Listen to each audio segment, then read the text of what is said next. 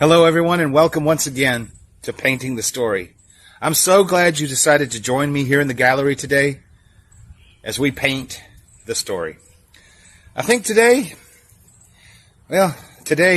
I really have no idea what I want to paint. I've got some ideas, but none of them are really hitting the mark, so to speak, so we're going to wing it. So by the end of this video, maybe we'll know what we painted about. But here we go. A couple of quick points of business. The drawing for Idgaf's Valley is still open. All you have to do is go over to Patreon. $1 a month monthly subscription. You're entered. We would like to be able to give that away soon, so let's get on that. Anyway, folks, this is Painting the Story, and right now I have no idea what's about to happen.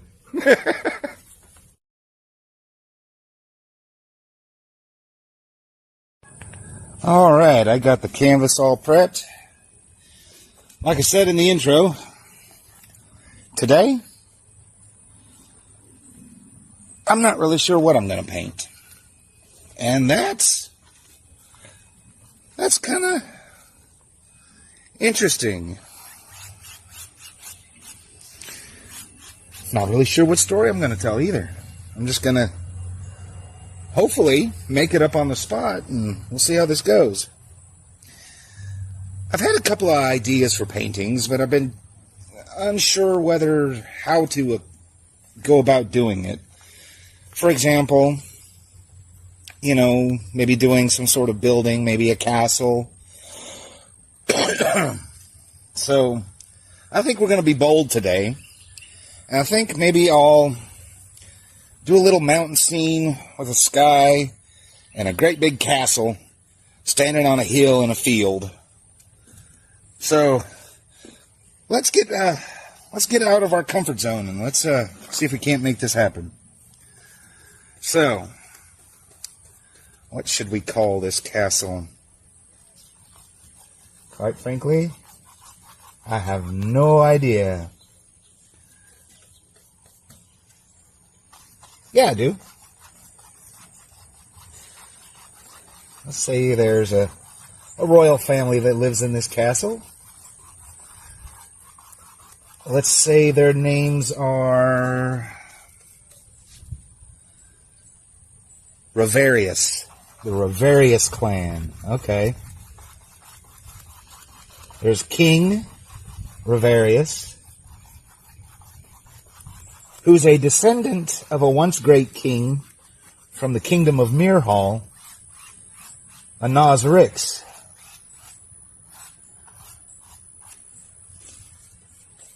On his mother's side. But the Ravarius clan has ruled this castle in this kingdom, which we are naming right now the kingdom of Devonia. Yeah, that's what we're going with. The Ravarius, King Ravarius of Devonia. Hey, that probably has been used before, but hey, who's asking?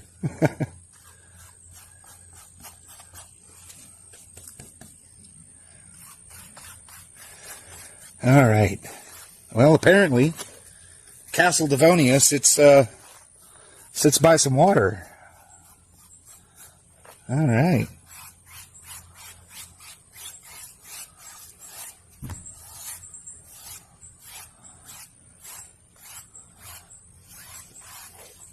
Now, any good story needs a bad guy. So who are the enemies of the Devonians?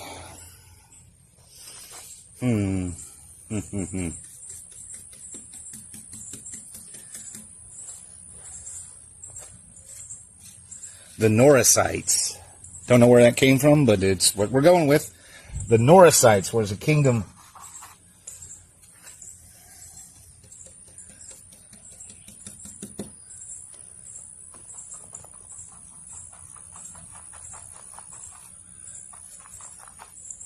I want some big old billowy clouds up in here today.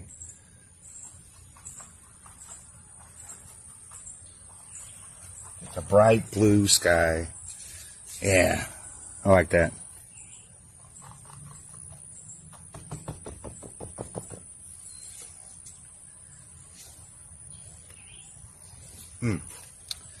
Okay. I like doing mountains.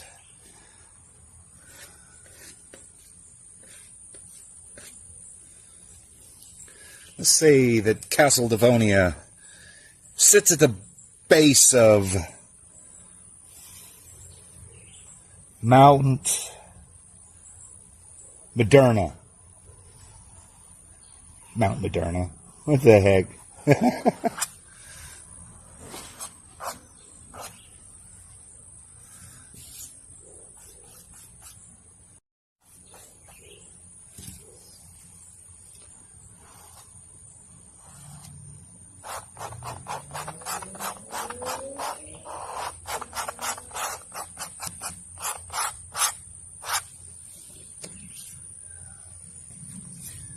And, alright, let's give this mountain some form.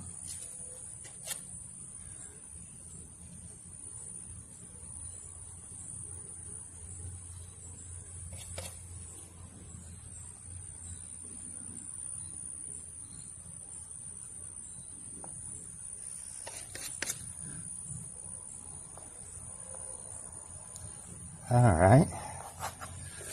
Mount Moderna. Yes. Because I said so. Alright. Let's see. So the Norsites were the bitter enemies of King Reverius and his family and his clan, his kingdom, which I've already forgotten. So we're just going to call it the Kingdom of Reverius, because I'll remember that. Don't ask me why I'll remember it, but I will. So I love painting. Allows me to just be silly, you know? Be as silly as I want to be, and can't nobody say nothing, because I'm the only one here. Okay, let's see here. We need a big old chunk of land for this castle to sit on, so I think I need a brown color. Blue. So, all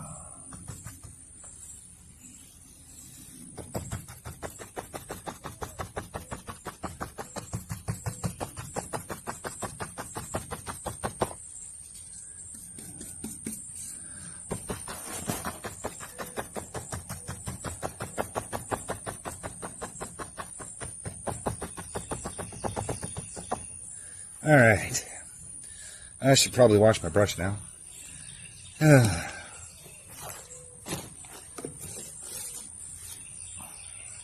It is said that King Reverius' ancestors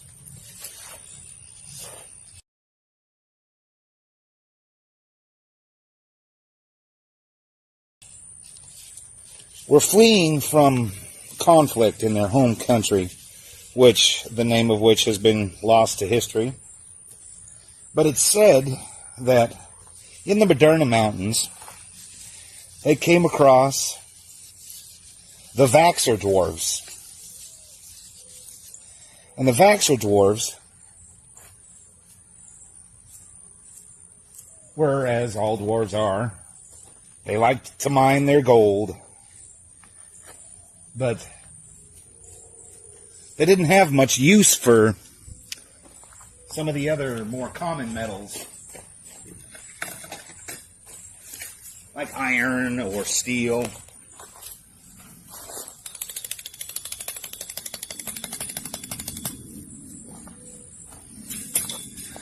But they still would trade in it for food goods. So the Reverius has made a deal with the dwarves. We'll provide you with foodstuffs. You provide us with iron. We'll work the iron. And in turn,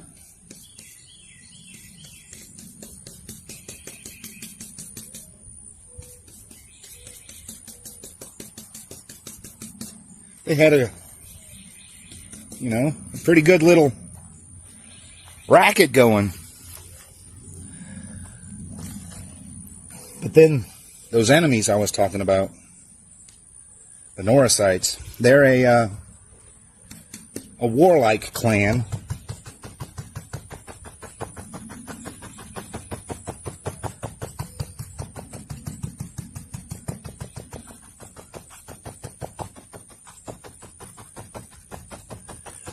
That's, you always hear about the Norsite war bands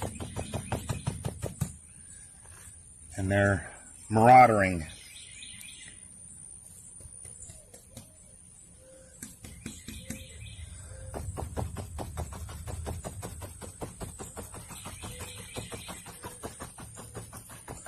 But the Reverius clan was very resilient.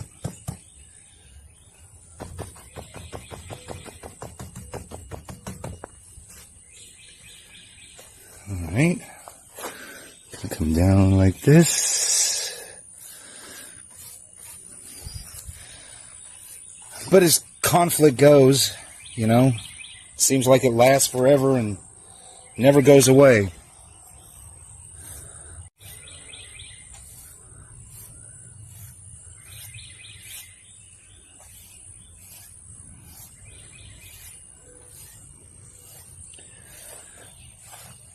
But as the song goes, the times they are a-changing. King Emmanuel Reverius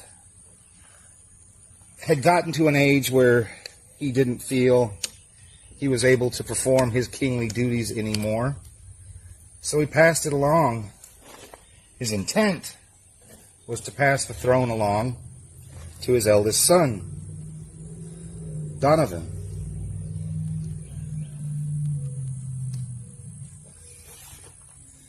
But the old enemy again of the Reverius clan, those Norasites, they captured King Donovan, well, Prince Donovan, soon to be king.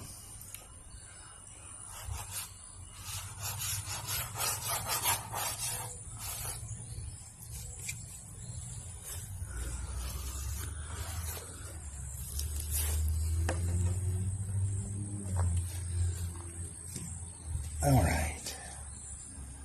So a rescue party was planned.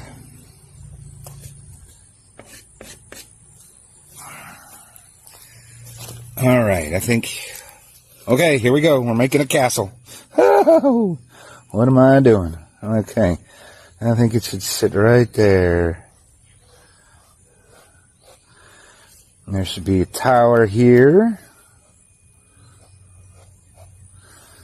Maybe a wall.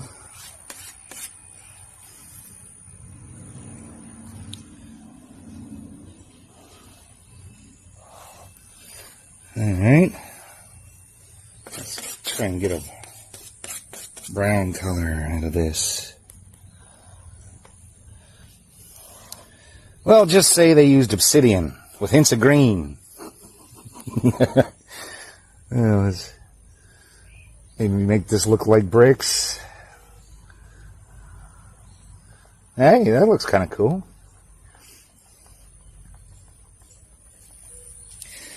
Sometimes you just don't have a plan, and you just kind of wing it, and you never know what's going to come out.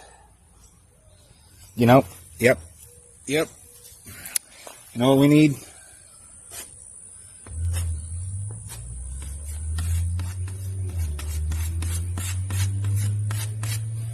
we need ourselves a great big old door. Great big drawbridge right here on Reverius Castle. Sounds like a kid's show. Here on the next exciting episode of Reverius's Castle. Dun dun dun. Okay. I don't know. Maybe. Alright. That's something. But the Norsites, who followed the teachings of the great prophet Chuck. It was said that the great prophet Chuck didn't breathe. He held air hostage. It is also said that Prophet Chuck wasn't born. He gave his mother permission to birth him, but only when he said so. So, the Norsites are... that's going to be a big old tree. Okay. We're going for it. Yep. We're committed now, y'all. Alright, let's see here. Here we go.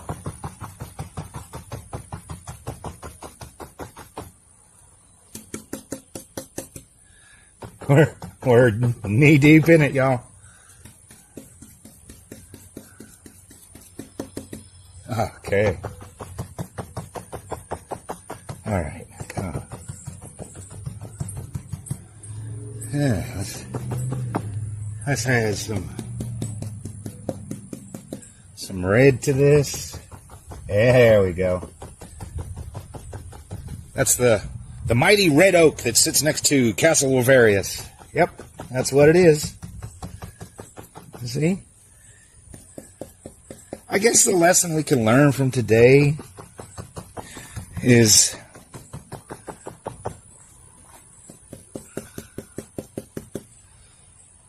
sometimes you just gotta go for it. Sometimes you just have to roll those dice and take a chance. Well, there's a brown I was looking for. Alright. Go in here and make this a little browner. Make it look like this here. Castle is actually up under there. Alright. You know, I'm going to do it. I want to do it. Not really sure how this is going to come out, but every castle needs a banner. Yeah, every castle needs a banner. And I'm feeling blue. Don't know why. Just am. I guess that's the... Alright, let's see here. Gonna have ourselves a little...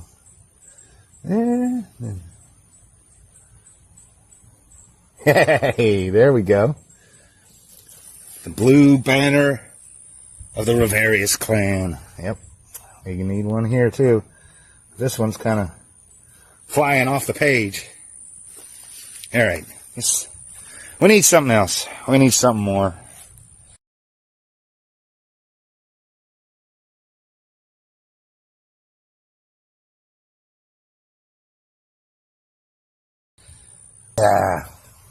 Let's get wacky. Let's get crazy. Let's get crazy. Maybe. Oh boy. Here we go. Maybe over here we've got random birds. Yeah, I went back to kindergarten on this one. You remember when you were little?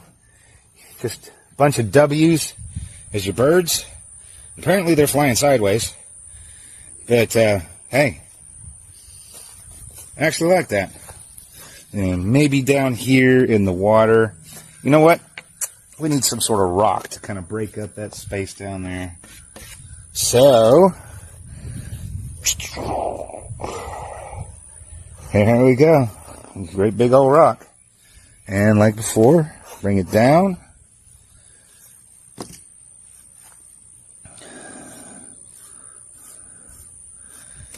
Yep.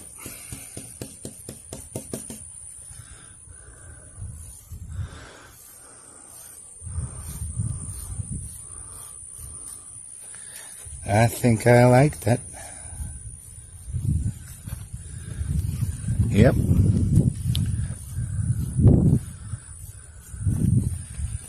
Okay, let's see here. Let's go in and make some funky looking bushes and stuff. I had this one funny story for kind of a post-apocalyptic story idea. You know, and it stemmed from the idea that, you know, in the future, who's to say what deities people will worship? You know? So I had a theory that in this post-apocalyptic setting, you had your Norasites and you had the Church of Springer. So my idea was that the Norasites found an old poster of Chuck Norris, and back when the thing was nobody was tougher than Chuck Norris, and yada yada yada blah blah. And I had this poster hanging in my living room of Chuck Norris, and so, you know, bored one night, I'm like, well, how can I work that into a story? I'm like, okay. The Norasites, they're a warlike race. They're all about that battle life. So, thus the Norasites were born. Well, you needed some sort of counterpoint to the Norasites. So I came up with the Church of Springer, which it's kind of funny. But my idea was that the Church of Springer based their beliefs off of Jerry Springer's final thoughts. So, you know, they believed in some alternative lifestyle stuff. Let's just say that. So, the Norasites were warlike. The Springers were very peaceful. And were easy targets. So the Norasites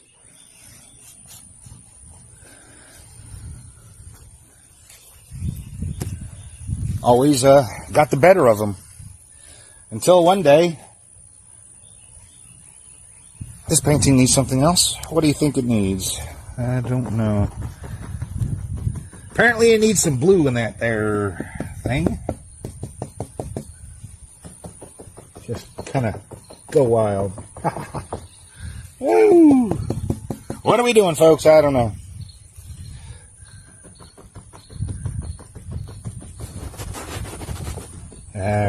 Okay. Just kind of mix it all together. That is interesting. That is an interesting tree, if I do say so myself.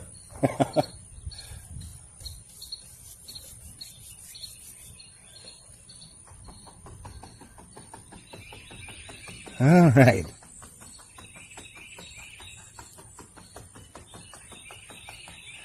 All right, this thing needs something else. Needs one more thing, I don't know what. I've already got the mountains kind of framed. Already got my great big old tree.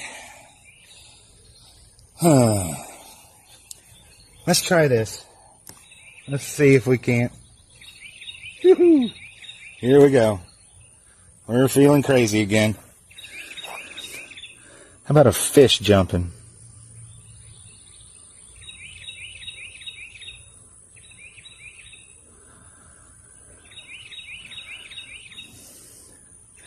Yep, there it is. We got a jumping fish, ladies and gentlemen. And he's got to have some water splashing around him. All right, guys. This one was an adventure, let me tell you. Well, shoot. Nope, not quite. I gotta clean up this here rock a little bit. Get it to live in there. So it looks like There we go.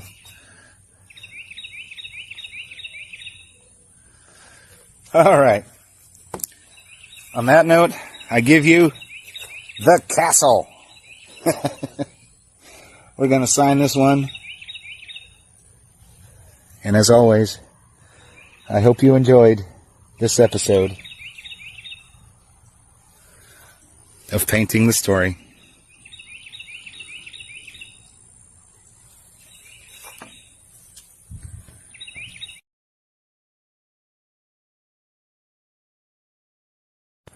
Whew. Well, that was interesting. The Kingdom of Reverius, and a castle, and birds in the sky, and a jumping fish. Yeah, that was interesting. That was fun. I enjoyed that. And I certainly hope you did too. So, I guess all that's left to do is to say, until next time, always strive for those small victories because they add up. I am the storyteller. This has been Painting the Story, and I hope you have a good rest of the week. Well, hello everyone, and welcome once again to the gallery. I'm so glad you've decided to join me here for Painting the Story. So I certainly hope you find yourselves well, but if not, why don't you come with me? Let's chill out for a little while, let's tell a story, and let's paint a picture. I think today I want to try and paint the night sky. I have a theory that to early humans, going all the way back to cavemen, that one of their forms of entertainment was watching the night sky and trying to learn what they could about their own existence through the night sky. That's why there's so many legends about gods and constellations and heavens. It's because, I guess for one thing, there wasn't anything else to watch. You know, it was the only thing on. And I'm trying something a little bit more different, a little bit more abstract, so we'll see how this turns out. But welcome once again to Painting the Story. Let's have some fun. Okay. As I said in the introduction, I'm trying something way out of left field. There's no trees in this one. There's no mountains or skies. Well, there's a sky, but it's just a black sky. So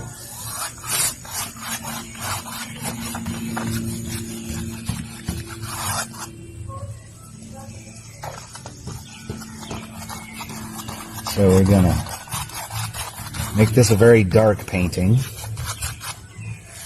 I may need to set the brush down.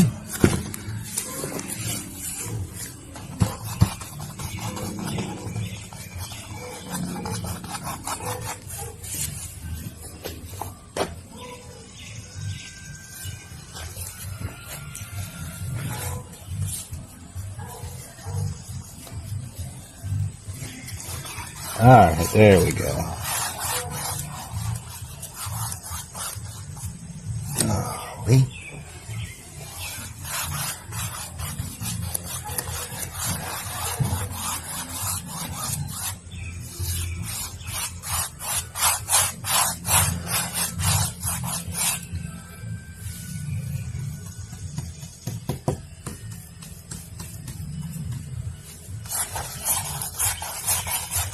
I think this one's going to be really cool.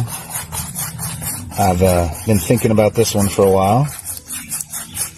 And I have a theory. You know, this is just my own musings. But it's my theory that the reason you see... As I was saying, I have a theory that...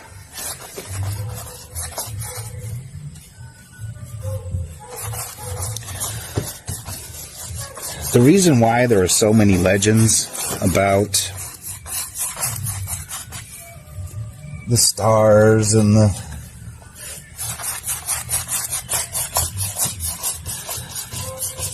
constellations and the powers in the sky is that for a long time, staring up at the sky was kind of like TV, you know? And, you know, I can imagine a bunch of Neanderthals or maybe some earlier hominids sitting around a fire, staring at the sky and trying to figure out their existence, you know, through their limited perception of the world. You know? So that's why we have stories, you know, because humans are curious, whether it's early humans, modern humans, Neanderthals, you name it. So I like to imagine that that's why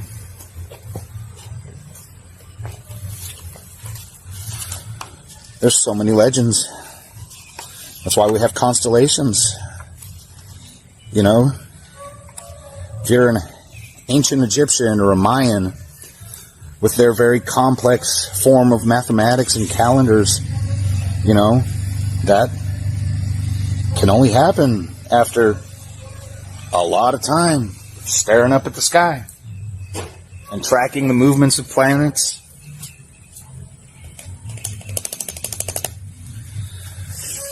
And the stars and the constellations, you know. Why do you think there are so many megalithic structures that are perfectly aligned with the equinox, or perfectly aligned with the summer solstice, measuring the longest and shortest days of year? You know, the sky is something I think we should probably pay more attention to. Alright, here's where we're going to get funky. You know? So, I've been fascinated lately.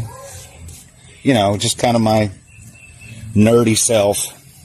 I've been fascinated by, you know, early humans, Neanderthals, Denisovans, Homo floresiensis, and the one that everybody ever always laughs at is Homo erectus. And you know, there's a misconception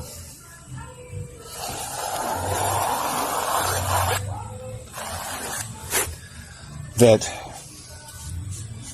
you know, Neanderthals were cavemen and brutes and dumb.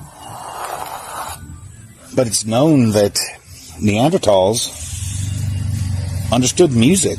You know, they found musical stones that they theorized, you know, were hit with, you know, sticks or something. Alright. I don't know how this one's going to turn out, yo. I'm branching out on this one, trying something different. What I'm trying to create is kind of an aurora borealis effect. So I've covered the top in black, and then kind of a mixture of lavender, red, and blue in various spaces. And what I'm hoping will happen is, as I blend this out, it'll create kind of a cool effect. And anyway, here goes. Maybe we need more white on that.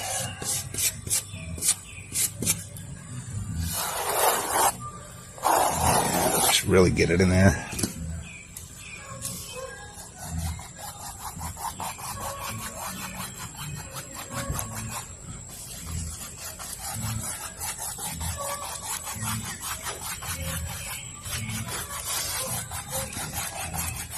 I'll go back and blend that later. But anyway, you know, it's fascinating, to me anyway, that, you know, Neanderthals and our earlier hominid relatives are really no different than us. You know, it's been proven that the Neanderthals could form complex language. You know, If you look at the ancient cave paintings in France, you know, these things are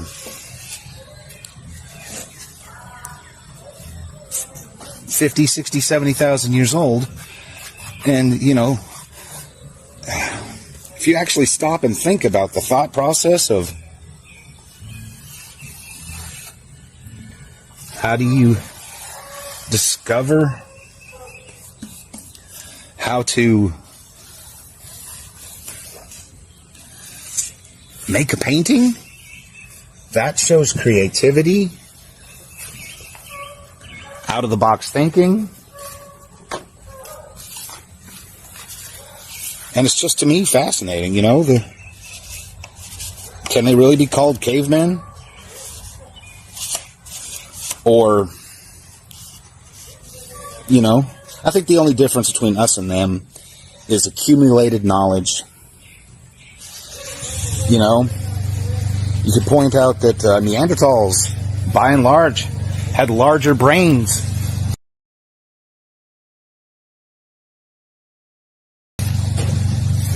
than modern humans. Now, they say that humans have higher cognitive learning, meaning, you know, more complex ideas and stuff. But, you know, can we really say that? You know, I can only imagine the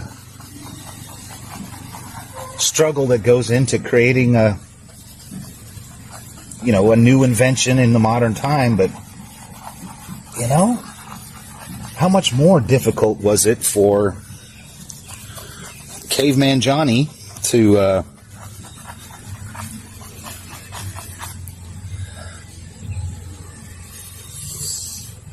understand that, hey, if I take this stick and attach this rock to it and tie it off with this animal sinew and then seal it with this sap resin that I boiled down from a pine tree, and it's only a certain pine tree because I guess they learned through trial and error that, you know, certain saps work better as a binder than other. I mean, it's just, to me, it's really fascinating. And it, you know, I want to understand the whole story of the human existence. Something else I've been fascinated by lately is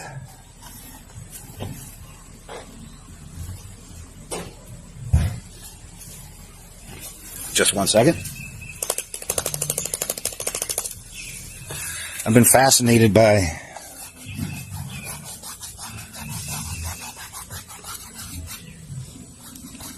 genetic history, you know, and, you know, it really just does prove that we're all one big muddled happy family, you know. People of European descent, including myself, probably have up to 4 to 6% of Neanderthal DNA in their makeup. People of Asian descent probably have 5 to 6, 7% of Denisovans. There's a small population in Polynesia that they don't know where they came from, you know. That's another thing. From staring up at the stars, and, you know, I think that's where man figured out about traveling the seas. You know,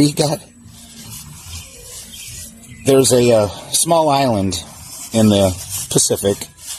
It's called Florensis, where they discovered they call it the Hobbit people, but the technical term is Homo floresiensis. These people existed about 150,000 years ago on an island, and because of insular dwarfism, they existed with miniature elephants, miniature hippos, I believe. But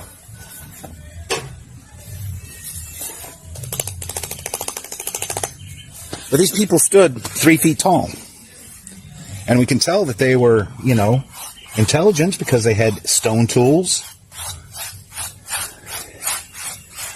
and stuff, but I think it all kind of stems from staring up at the sky and trying to figure out what the heck am I doing here, you know?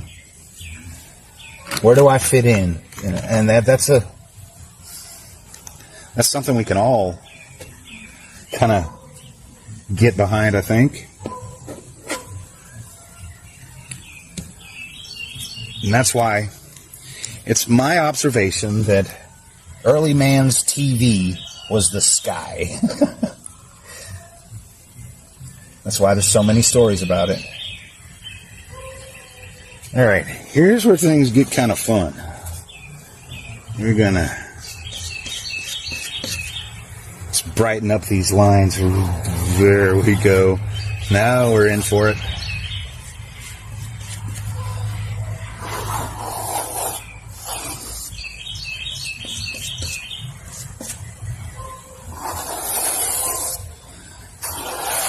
I want those lines to really pop and show the... Yeah, right.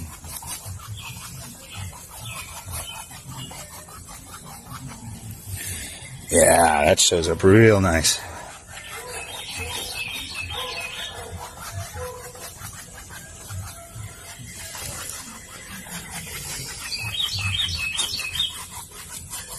You know, that's something that I think modern man has lost, is our affinity with our own surroundings, you know. I know I'm guilty of it.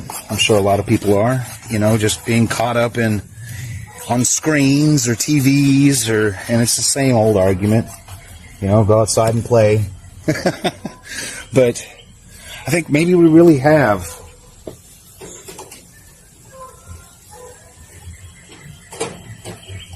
lost that a little bit with technology. So this is kind of my way of,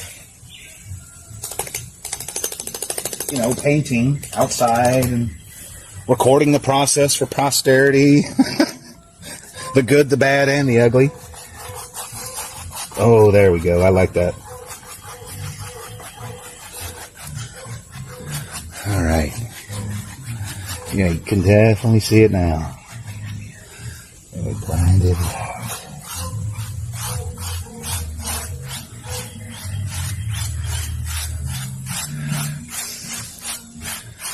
Just blend it out into nothing. Let's just imagine that we're a few cavemen sitting at the mouth of our cave, and we're sitting around the fire, and we've, I don't know, taking care of the last day's chores. Maybe we're making some new stone tools, or preparing a meal, or tending to the young or the old. It's another thing about, you know, early man. There were instances where they believed that they buried their dead, you know, which isn't, you know, maybe initially it was for practical reasons, you know. It didn't want it to smell, I guess, but, you know, it just shows that, you know, modern humans are not so special, you know. I think the only difference is collective knowledge. You know, I think if you could somehow, you know, reconstruct the DNA of a Neanderthal and put them in a modern setting, they could do just about everything we could do. All right, here comes the fun part about making a sky, the paint splatter.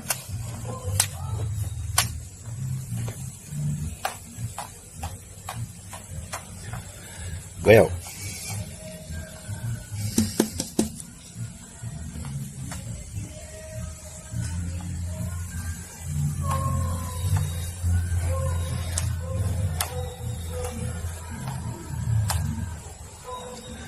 just look at a bunch of shooting stars. Well, that didn't quite work as well as I wanted to. Maybe I should have used a toothbrush or something, but hey, it's what we're going with. We're going to say that they're shooting stars over the Aurora Borealis. Anyway, I think we can call this one. So I will sign it. While I encourage you to go outside and look up at the sky. Until next time, this has been Painting the Story. Well, that was interesting. We went on a caveman tangent there for a while, and ended up with some shooting stars rather than stars. But hey, you know, as Mr. Ross used to always say, there's no happy accidents. There's no mistakes. There's only happy accidents. So, hey, it's shooting stars now. I think I'm going to call this painting The Star Story. And this one was a lot of fun, y'all. So until next time, always remember to strive for those small victories because they add up quick. Until next time, I love y'all. Bye-bye.